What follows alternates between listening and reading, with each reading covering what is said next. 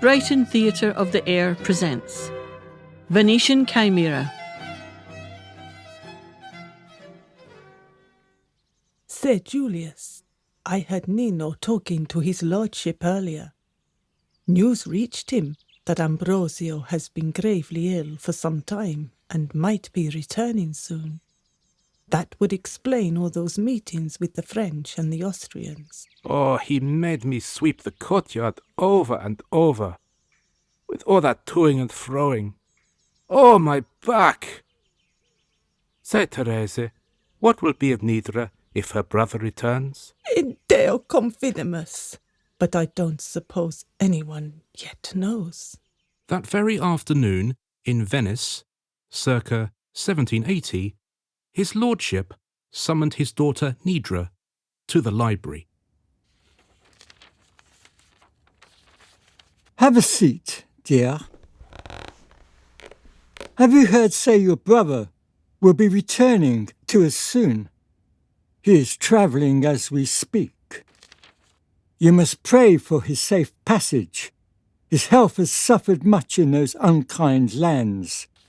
It's a long way back home. I pray, Father, daily for his good health and salvation. Prayers, yes, but there is more to be done. I'm afraid more trials for this family are looming. Most of his penance has been spent, but it's not enough. Not on its own.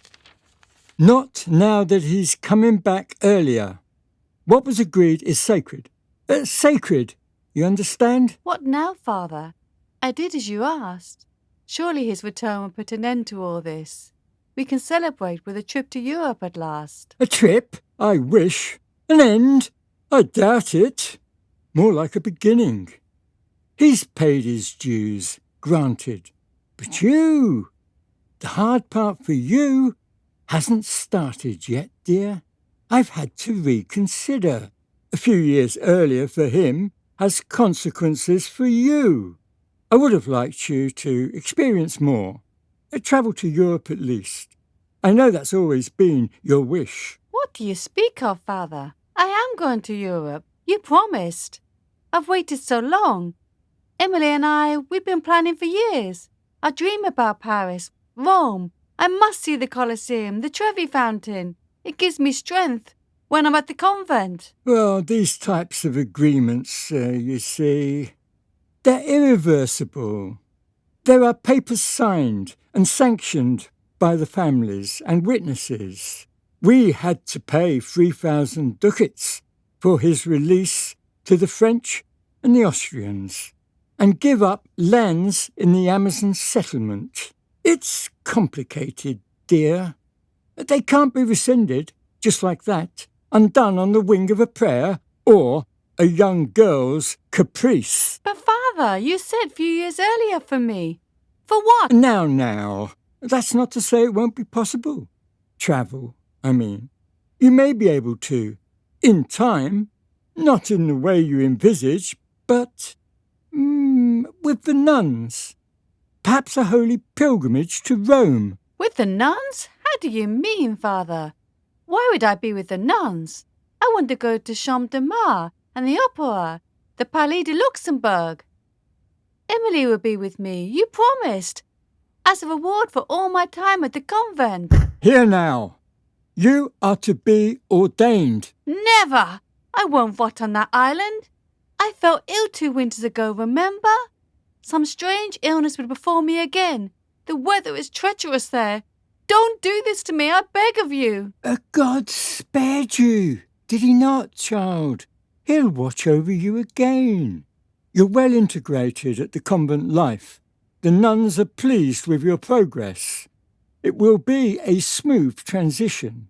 You seem distracted lately, not as devout.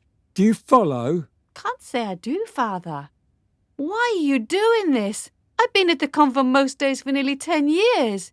Isn't that punishment enough? What must be done, must be done. The Canali family will uphold the pledge. Your brother's deed must be atoned in full. And you must do your duty. I will hear no more. No, You never told me I would have to. I won't do it, never. Why would I tell you in advance? That would be cruel. Time has come. We can't delay much longer. The Spinettis are unrelenting. Nothing can quench their thirst for revenge. When they hear Ambrosio's back 5 years earlier, it's either this or our family would, lose all our lands, our trade, everything. We would be poor. Our family honour must be restored. Why do I have to pay? You always said blood's thicker than water. The Canale's motto, ferrum conflandum no. Iron won't melt. Yes. Well, one says those things, but they're words, mottos. But when it comes to honour, heritage, centuries of tradition cannot be erased. Your mother... What about her? Well, she wouldn't do so well. Put it this way. Thicker than water, may be, but our lands, our wealth, we would be ruined.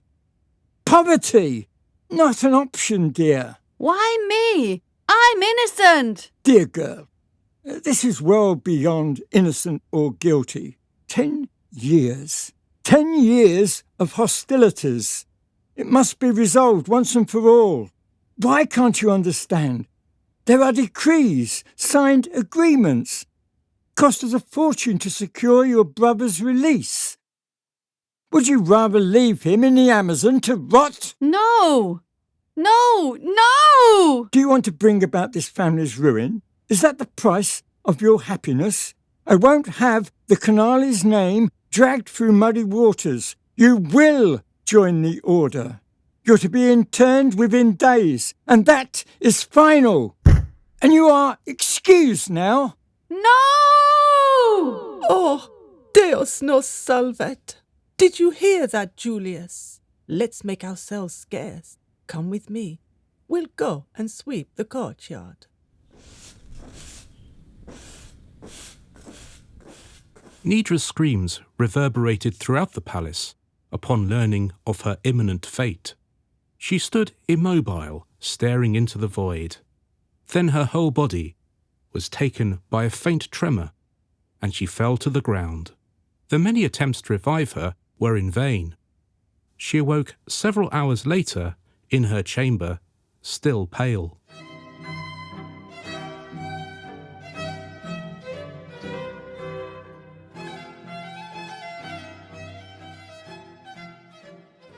How are you, dear?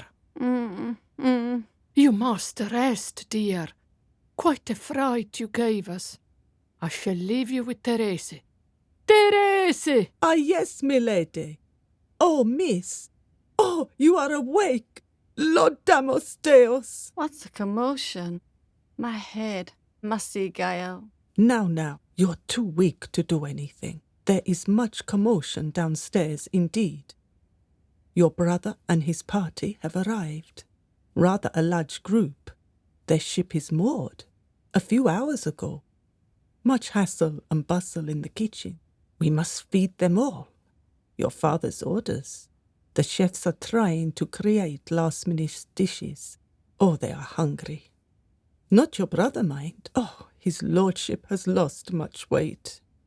He's burning with fever. I must see him at once. Oh, not now, milady. You must regain some strength. There is to be a dinner for them this very evening.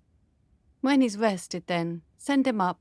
Very well. Would you be taking a little refreshment yourself? Would you have the chef prepare the soup with Venetian herbs? It always seems to settle me better. Oh, indeed I will, milady.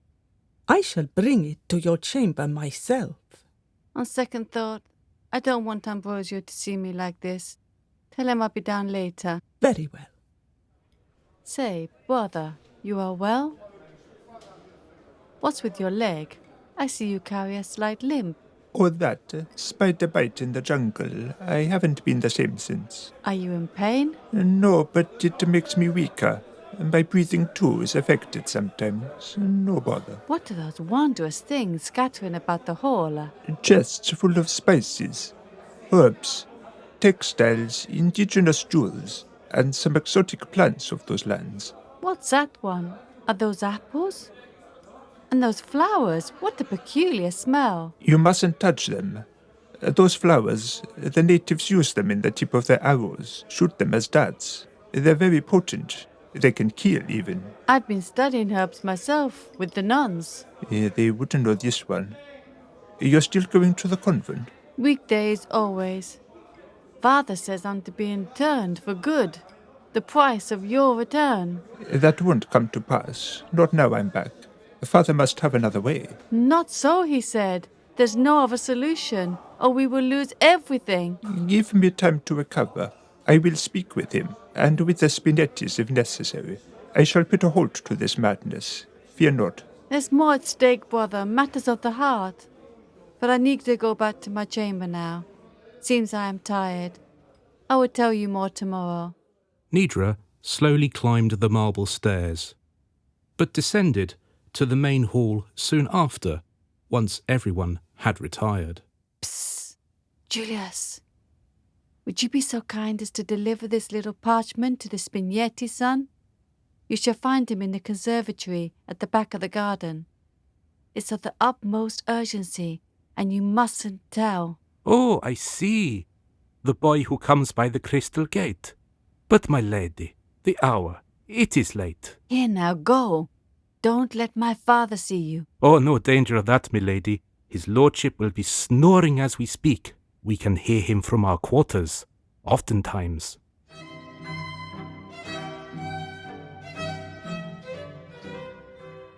Why is my daughter not at the breakfast table? Surely she wouldn't want to miss today out of all days. Has anyone seen her? Oh, no, milady. She took soup in her chamber last night. Well, go find her. Oh, His Excellency! But don't just stand there. Say something. It's unspeakable, Lord. We will hear of it. The arch terrace, east side of the palace. She's, well, inert. Inert? How do you mean? Did you call out to her? More than that, my lord. I tried to wake her, but... Could she hear you? Did you rouse her? She's lying there, Lord, all limp. She seems dead to the world. Oh. You, here, with me. Summon the best physicians in Venice. Both of them. Nidra reclined senseless on a hard marble bench in the arched terrace, imperturbable, cocooned in the grandeur of her Venetian palace. The jasmine scent soothed her spirit. Even now her expression betrayed her longing for Gael.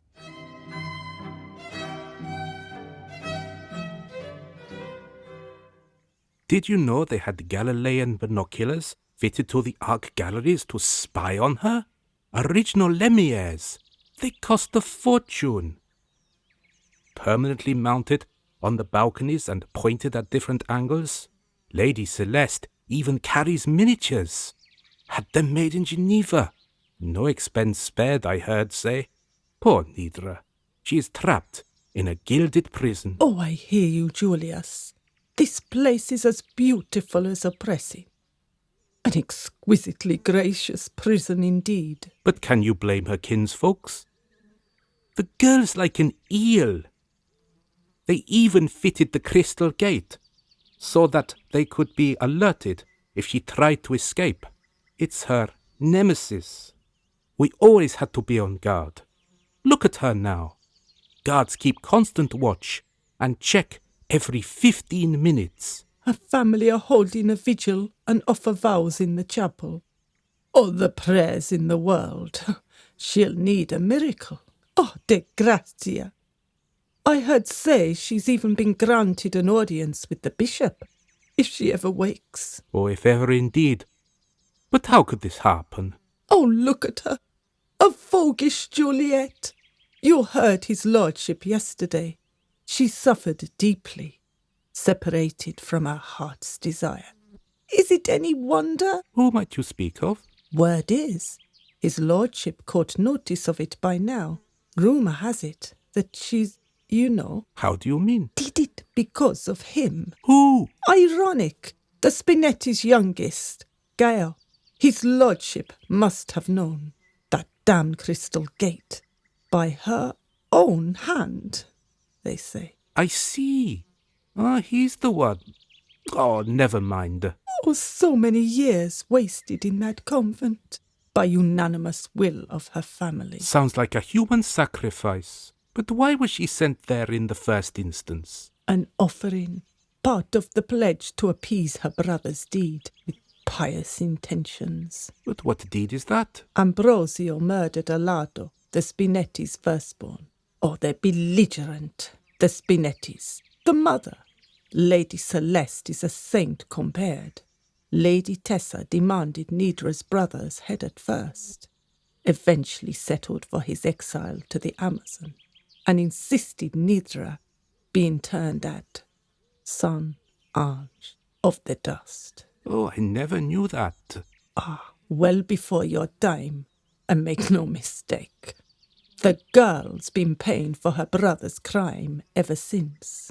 When did all this come to pass? 10 years ago. A heated argument during a hunt over some trivial thing.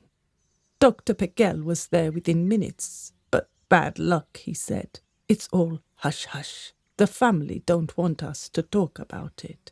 Shame, dishonour, it's their black mark.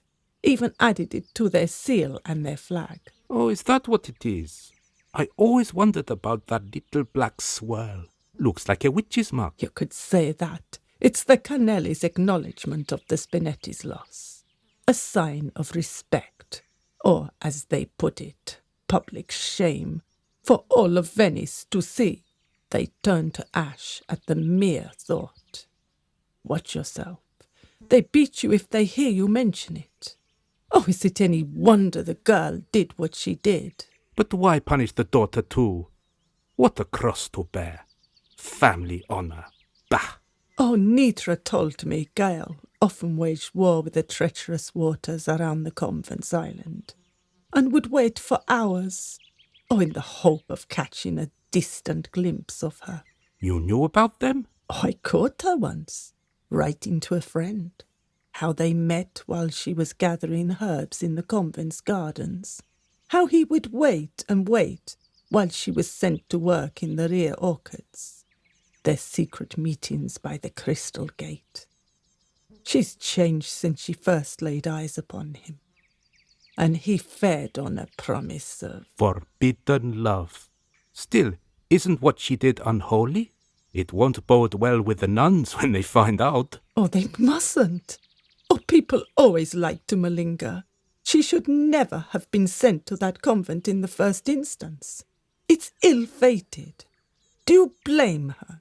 Look at her, a fresh Cassandra in her priestess's robe, oblivious to all worldly cares, hovering in the balance between this world and the next. What a pity. Ordinary men would pay great sums for the privilege of lingering in such elegant surroundings, but it's of no consequence to her now. News of Nidra's mysterious illness soon spread throughout Venice. The servants had been instructed not to utter a word to anyone. As she laid motionless, she dreamt of fireflies, flying foxes, and the talking locust lullaby, who relayed events of the outer world. What do they say in lullaby? Your parents are at loggerheads. Your mother motions that your brother's exile ought to quench the Spinetti's taste for revenge. But after all this time, they should agree to spare you. What says she? She champions for the exotic goods to be gifted to the Spinettis as novelty items for their trading store. That should appease them. She wants to hold a banquet in their honor to seal the new bond, so the whole of Venice knows the old feud has finally been settled. What say he? He? Well, he keeps talking about family honor. that the original pledge must be upheld, or the Canali's name would fall into disrepute. He fears no one would trade with his merchant business again. Have they reached an agreement? Agree? They are no more in agreement than the teams of a tug-of-war game.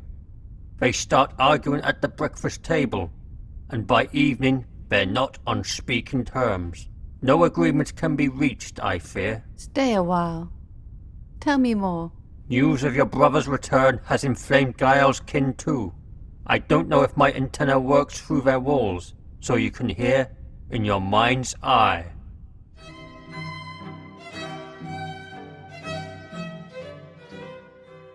That poor girl. Aren't you satisfied their son has been away for so long? I heard he doesn't look so well, that he may be gravely ill. Serves them right. The gods have cursed them.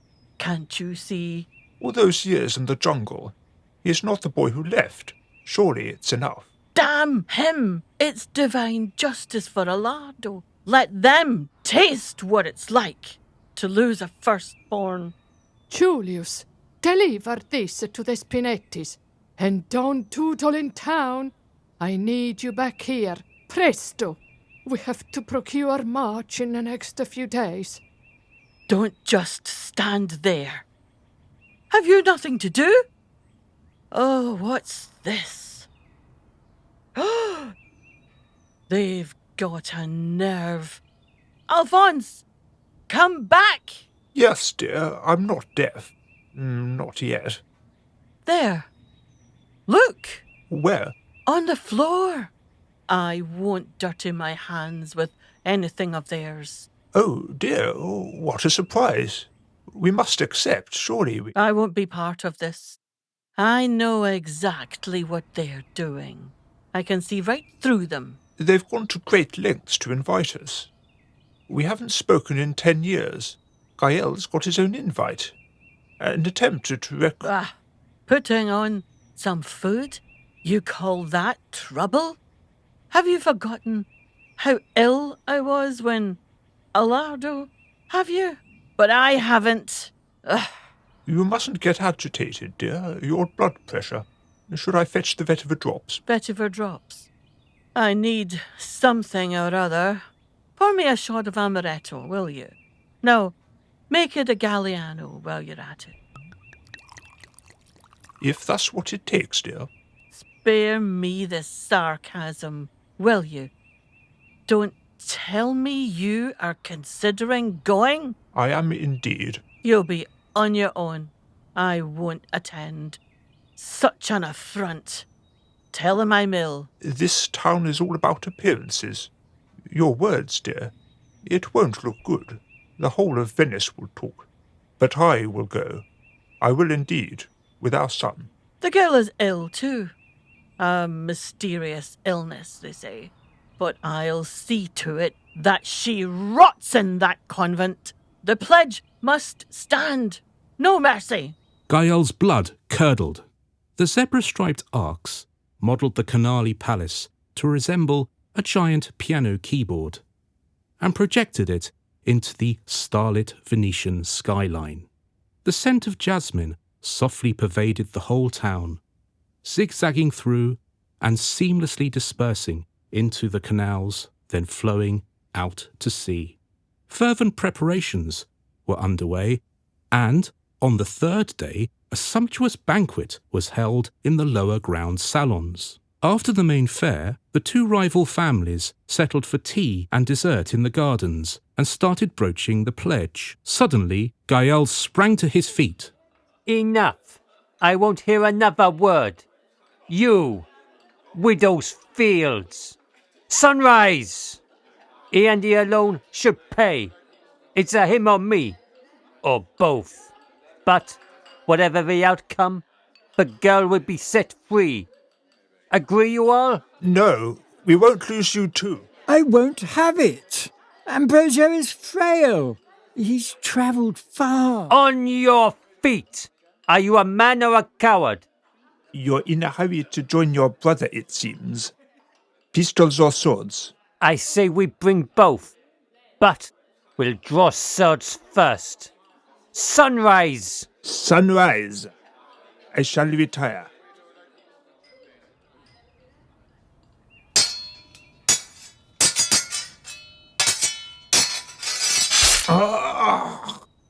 First bonds. Always pay. Take him away. Hurry. My brother's been avenged. Soon after, 3 shots were fired in quick succession.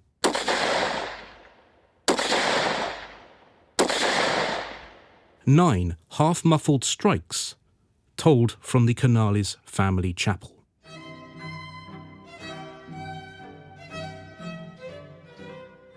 His lordship, the doctor's here, says he has urgent matters to discuss. Pardon the unannounced visit. I have come straight from the operating theatre to present my findings. We already know. Nothing will bring him back. Tell me, was it quick? Well, not quite.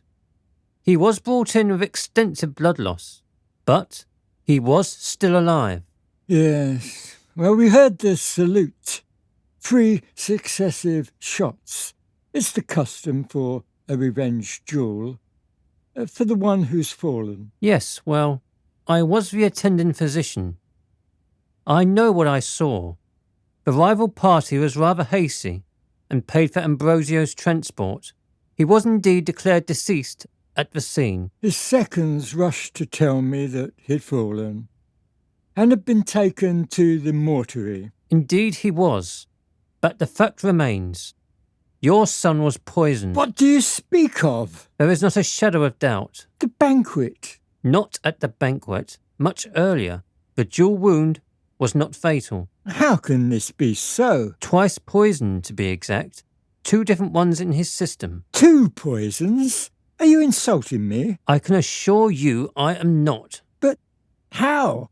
Divine chance, if I may say so. Dr. Bagal was in attendance.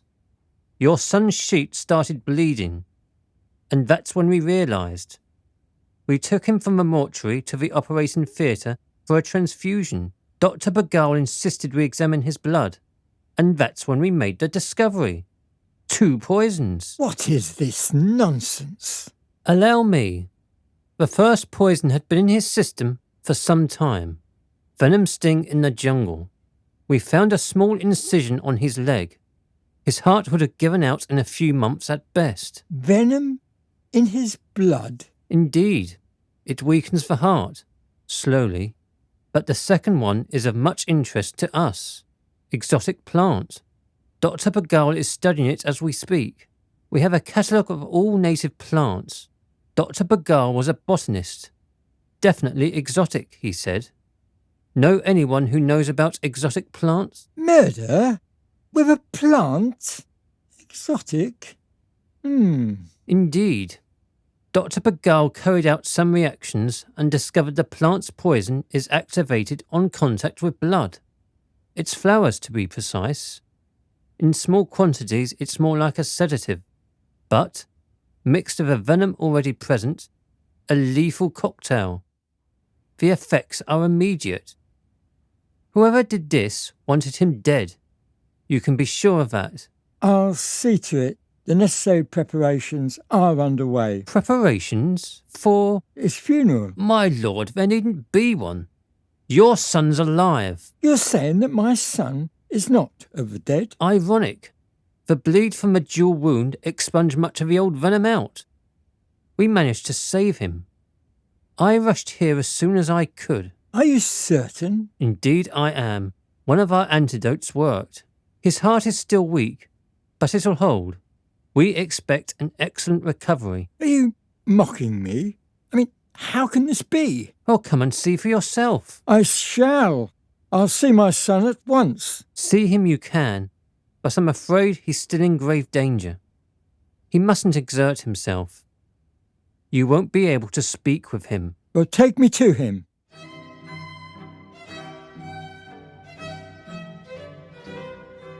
What's the rush, dear? Where are you? I shall explain later. I must see the Spinettis at once. You? Going over to the Spinettis? Have you taken leave of your senses? I shall explain on my return. Young man, ready my horse.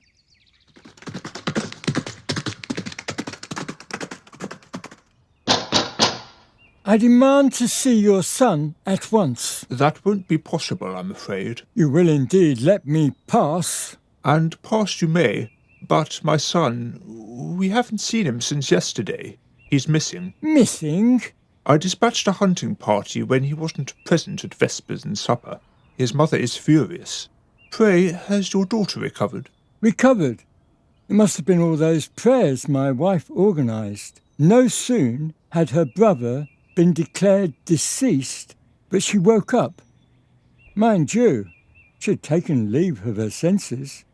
She mumbled about talking locusts and fly foxes. Bah!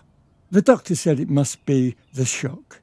He prescribed a vacation to aid her recovery. Mon Dieu. She has gone? Gone at first light. In haste, may I add. She had the servants up all night. She was going to fetch the Lady Emily along the way. But this cannot be so. Mind your tongue. My wife returned from Verona last night. She stayed a week at Countess Claris's estate, Lady Emily's aunt. The Lady Emily herself was there, and was going nowhere. The Reddest Rose competition is this weekend. They enter every year, without fail. Stand a chance to win, they think. Say you the Lady Emily was there? You can ask my wife. My head is full of notions about roses, for she talks of nothing else. Your son is missing, you say. Since precisely when? Since last night, to be exact. I've had reports he was seen galloping on the main path to Milan. Milan? Nidra's carriage is heading to Milan. She left this morning. You think that they... Did your son engage in new behaviour lately? To our surprise, he announced he was going to study. My wife was delighted. Chemistry. I see. So he's keen to be a chemist. He developed a keen interest in plants. Set up a lab in the conservatory. He had vials, flasks, and all sorts of paraphernalia delivered. But no one is allowed in. I shall have to go in there, I'm afraid. No one is allowed, I said. Not even the servants. I insist. I have a letter from Dr. Pagao. My daughter had a substance in her blood from poisonous flowers. They are a sedative in small doses, but my son, they found the same flowers in his dual wound. In stronger doses, they kill on contact with blood. Do you follow? Can't say I do. I must enter. I insist. Gael's been attending herb studies at the convent.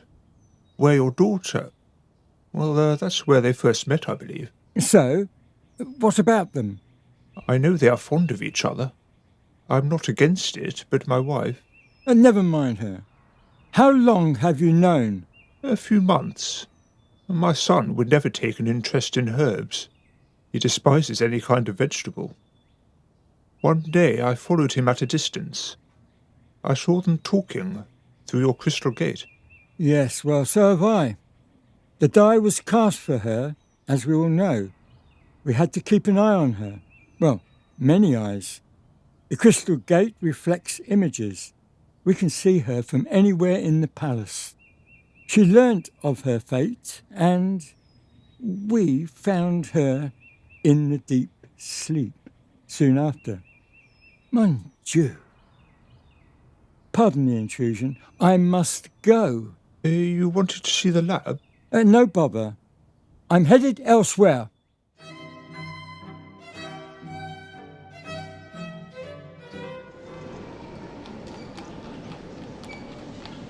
Where to, mademoiselle?